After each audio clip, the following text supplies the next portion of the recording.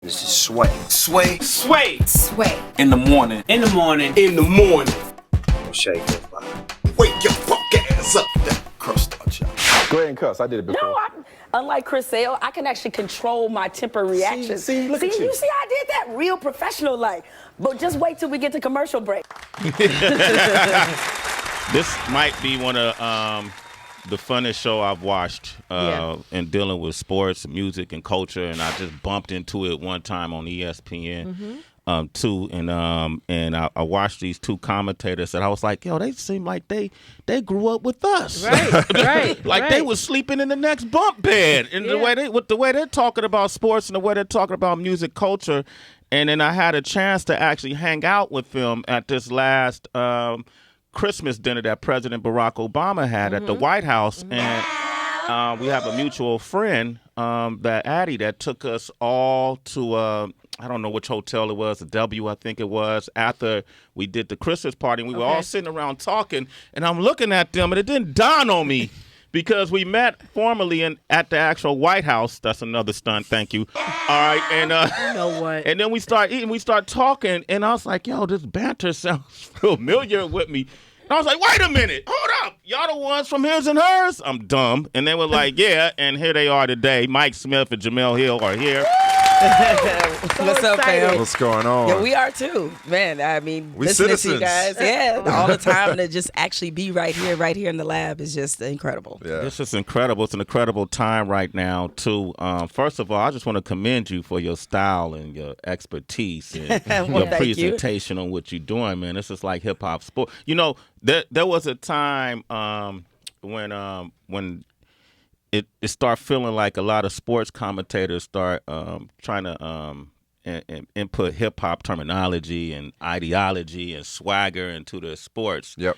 And it didn't always work. You know, it maybe 90% of the time to me it used to sound kind of corny. Yeah. Because you can tell that the folks wasn't living the culture. They was borrowing from it to create some type of swag. It's when I saw you guys, I was like, oh shit, this is what we would do. Yeah. You know, so congratulations on No, making thank that you. fusion. Was that the objective with His and Hers? Not really. I Okay. mean, we're just being ourselves. Okay. I mean, we were fortunate enough to be able to, at long last, work together. Mm-hmm. And, you know, there are plenty of sayings about, you know, don't try to be anybody else. Everybody else is taken. Just be yourself. And the best advice I ever got in my career was just get better at being yourself.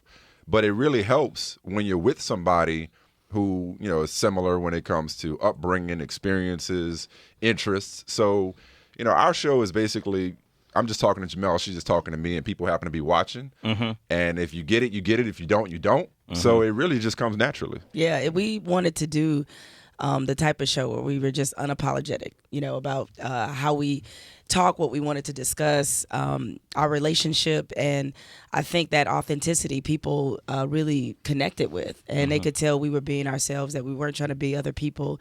We weren't trying to be cool. We weren't trying to show that. I can't. No matter how hard I try, I can't be cool. We weren't trying to show what music we knew or what movies we knew. And we just talked like we would if we were on the telephone. And I think we were able to kind of deliver that every day for people. Even the swear words every now and then. Yeah, exactly. That's how comfortable we Let a got. few That's fly. why Mike cussed on TV. It's like we were, I guess, formerly in this closet studio, and it really would just feel like just us. You know, be our camera operators in there and a couple other people, but that environment was conducive to somebody swearing, and I just was surprised Mike was the first one to do it. Well, that's why I loved it so much, because when I watched it, I was just like, oh my gosh, they remind me of me and Sway. Like, I was like, they're actually cool with each other, and they know the culture, and they love it, as Sway mentioned before. But now I got to go behind the scenes, because this is the part of Sway and me that y'all don't see. Who steals whose lunch? Ooh.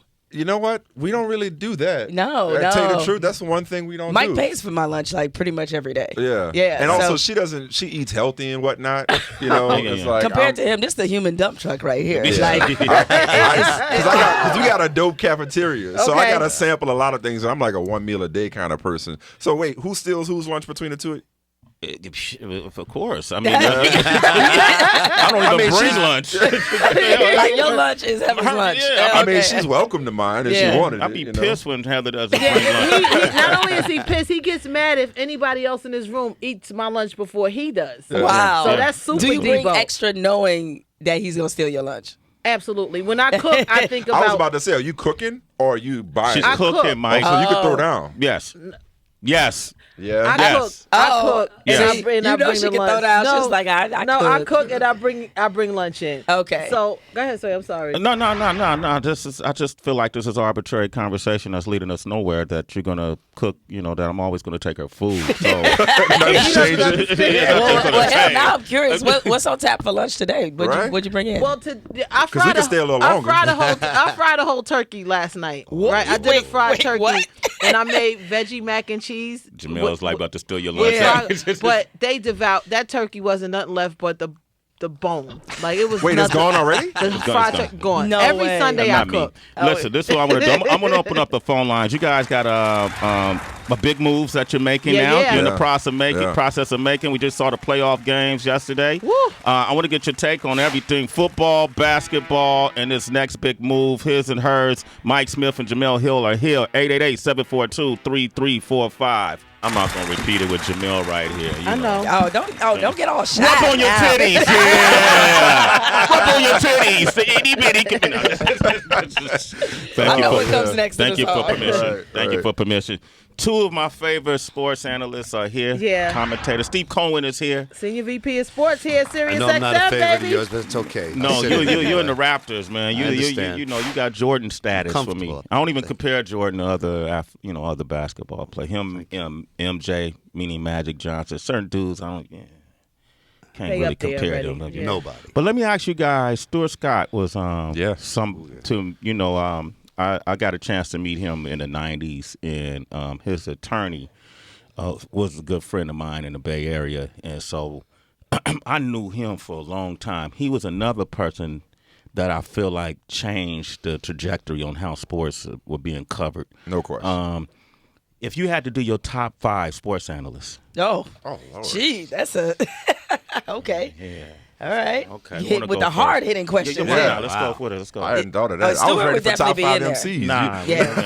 Nah, you're no. gonna piss me off with that. Right. Now, Stuart would definitely be, in my top 5. Wow. I'm just thinking at our Bob Lee would probably be in there Bob for Lee. me. You know what? Because just growing up, John Saunders, that'd be another John one. Saunders, Mm-hmm. George Michael, man. Oh, That goes George Michael with the Michael was sports for real. machine. Yeah. You know what I mean? Oh, Just man, growing that's a up. good one. Yeah, just growing up That's a watching really George good one. Michael. I thought he was mostly a singer, though. George You Michael. know what? Get out. Rest George in Michael peace. Rest in Sports peace. machine, Rest in right? peace. Dick Shapp. Would you consider him a sportscaster Dick or more of a writer? You know, No, I think he we were definitely talking gets about sports sportscasting. reporters this morning. Yeah. He could be whatever you want. Late great Dick Shapp. Okay. You want to throw somebody in there, Cole? Dan Patrick. Dan Dare I Patrick. say, Yeah. En Fuego. Yep. Yep. Where does Chris Berman sit with everybody? He's in the conversation, but that's why top 5s are hard because Yeah. you only got Okay. 5. You only got room for 5. But he's Okay. definitely in the conversation. I'd Yeah. go back to Cosell with Muhammad Ali. Howard Cosell. yeah. Yep, Howard there you go. Cosell. That's the guy that changed everything for me in terms of not just being a sports commentator, but offering opinion. Sometimes acting the fool, of course. But really getting involved with what's going on in sports and giving some hard-hitting opinion. Great. We You just- got to start with him. We just had Deion Sanders in here the other day. We were talking about how well he covers football. People were specific to the sports he played multiple sports, but that they played. What do you think about athletes turn commentators? I think a lot of them, and we certainly have noticed this at ESPN, there are so many of them, I think they come in there thinking that the only requirement is knowing football, and that's part of it, don't get me wrong. But once they start learning how to do television, that's a totally different story. And at least from what I hear from most of them is that it's much harder than they thought it was going to be. So what's the huckabuck factor that it seems like a lot of guys feel like they got to really do a lot of dancing and singing when they covering sports? Why is that? I call that the huckabuck factor. I don't know. The I don't terminology know. that's interesting. Huckabuck. I mean, see, I can't dance. The times when I've danced, I can't either. so I don't have I that do not issue. fit the stereotype, I've straight up. danced a couple of times. It's been Man, I don't mind pure dancing. joy. Like I dance in here. Yeah, but right. But to feel like you gotta, gotta- shuck and jive on TV or whatever. Yeah, no, you know what? That's, I mean, to each his own. Some cats feel like they gotta, go above and beyond themselves to get attention. I didn't know if the producers told a lot of people, hey, can you do that dance thing? Can you do that? Nah, No? I don't think it. Well, at least at our shop, I don't think it works that way. But what'll happen is well, you do it once, well- and then maybe you're encouraged to do it more if that's. There was this commercial we did, Jemele and I did last year. Oh, I remember this. And it was a great experience. It was a great experience. Let's not say the brand name. I'm not. Don't I'm say not. the brand name. It was a great- Y'all We haven't remember? done Y'all that know many what it is. commercials. It's like somebody That's true. might know. So but, y'all should be able to remember. But I do remember the people in charge of the creative. Yeah. The producer was like, "Yeah, so go in the studio," and the director was like, "Go in the studio." And just start dancing. I'm like, why I got to dance, dog? Like, why? Like, I don't feel like dancing. Like, All right, I want them to lose no money. Let's start talking about the sports right now. Okay. So from then on, I'm like, I need to have a role in the creative when it comes to these commercials. Absolutely, man. I ain't just gonna be doing anything. You're gonna have me taste mask, All right. for Right? Popeyes. Like or Cube something. said, I don't want to see no dancing. I'm sick of that. Listen to the hit. Okay, hey, give me a drum roll real quick, OQ, if you don't mind. Mike Smith and Jemele Hill are here. Yeah. You know from His and Hers, and as of February 6, 2017, their new position will be...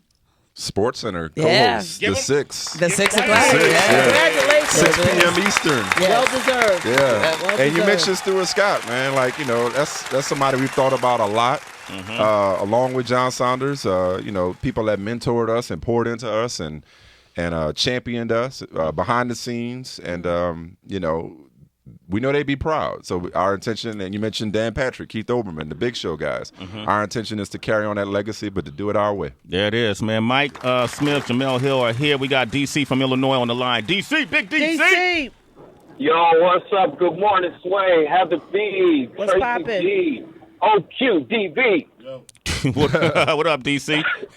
Hey, what's happening, Jemele, Mike? What's up? I really appreciate what y'all doing for the Sports Center community. I used to be a big PTI fan, but now it's all about his and hers, man. Congratulations on Sports Center. Appreciate it. Well, we Thank appreciate you. that. Thank you very much. You can still be a PTI fan. Just make sure you keep the dial locked in because we coming right after them starting Right. February 6th. Will y'all still make periodically appearances on Around the Horn?